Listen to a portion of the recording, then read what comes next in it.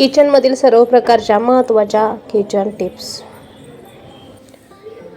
तांदळाच्या खीरीत थोडासा मैदा घातल्याने खीर दाट होते आणि चविष्ट सुद्धा लागते.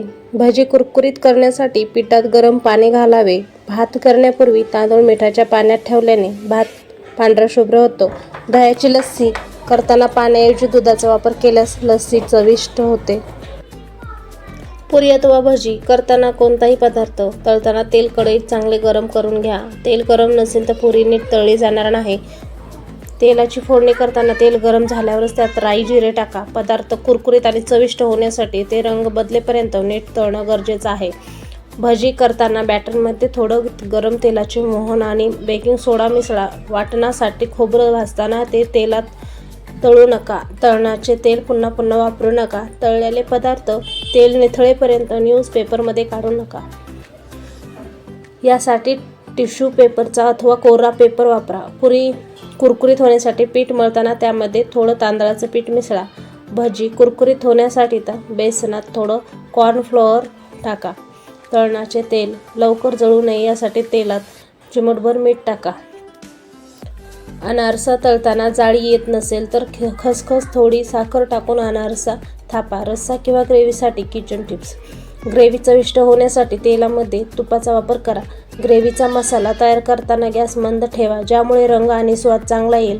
ग्रेव्हीमध्ये चिमूटभर साखर टाकल्यास ग्रेव्हीची चव वाढते. टॅमॅटो संपले असतील तर ग्रेव्ही करताना तुम्ही टॅमॅटो केचपचा वापर करू शकता. ग्रेव्हीला चांगला लाल रंग येण्यासाठी पिकलेले टॅमॅटोच वापरा. ग्रेव्हीचा रंग चांगला असावा यासाठी घरगुती अथवा चांगल्या गुणवत्तेचे मसाले वापरा. घरी मालवणी मसाला तयार करण्यासाठी ही माहिती वाचा. आल्या लसणाची पेस्ट तयार करताना नेहमी त्यात लसूण जास्त आलं थोडं वापरा. ग्रेव्ही तयार करताना पुरी परतल्यावर त्यात आधी मसाले टाकून परतून घ्यावे. मसाल्याला तेल सुटले की मगच भाज्या अथवा इतर साहित्य त्यात टाका. भाजीच्या रस्स्यात मीठ जास्त पडलं तर त्यात उकडलेला बटाटा टाकावा.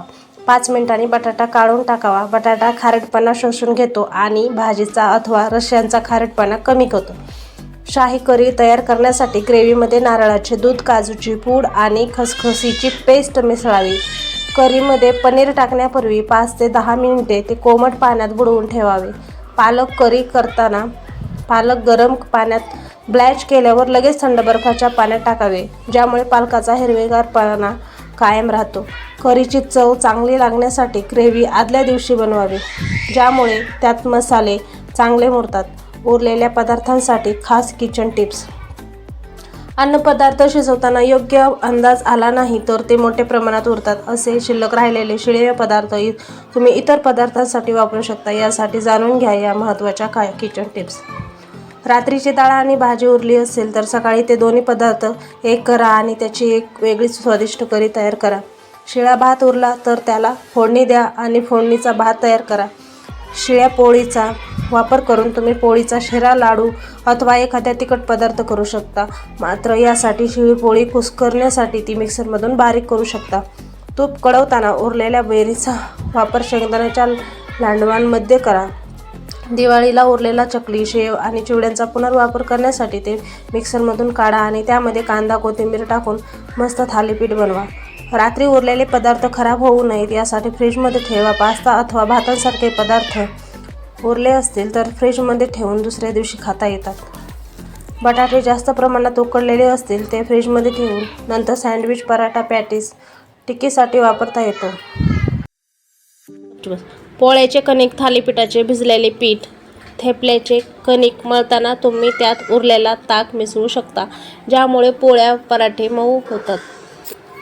आले लसणाची पेस्ट जास्त काळ टिकवण्यासाठी ती बनवताना त्यात थोडं मीठ आणि तेल टाकून हवाबंद डब्यात फ्रीजमध्ये ठेवू शकता. वाटाण्याचा मसाला जास्त काळ टिकवण्यासाठी तो नीट भाजून मगच वाटा आणि साठवणीच्या डब्यात वरून मीठ टाकून फ्रीजमध्ये ठेवा. कोथिंबीर आणि हिरव्या पालेभाज्या जास्त काळ टिकवण्यासाठी त्या नीट निवडून कापडात गुंडाळून फ्रीजमध्ये ठेवा. साखरेत लवंग टाकल्यास तिला मुंग्या येत नाहीत. मिरची जास्त काळ टिकवण्यासाठी ती फ्रीजमध्ये ठेवण्यापूर्वी तिचे देठ काढून टाका. सुकं खोबरं फ्रीजमध्ये अथवा तांदळाच्या डब्यात ठेवलं तर खराब होत नाही. कडधान्य टिकवण्यासाठी त्यांना तेल लावून कडक उन्हात सुकवून ठेवा. सुकामेवा टिकवण्यासाठी तो थोडा रोस्ट करून भरणीत भरून ठेवा.